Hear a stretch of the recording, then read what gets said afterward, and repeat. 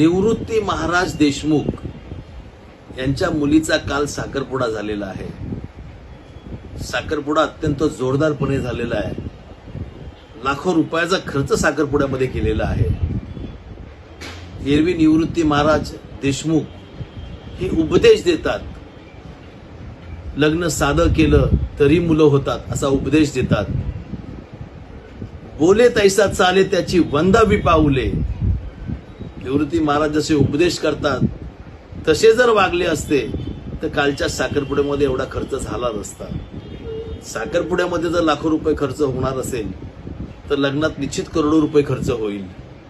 उपदेश करताना आपण एक बोलता, परंतु जीवनामध्ये त्याचा वापर केला जात नाही। याचा खेद निश्चित संप्रदायाला आहे। जर निवृत्ती महाराजांनी उपदेश केला त्याप्रमाणे वागले असते त्याचा निश्चित अभिमान संप्रदायाला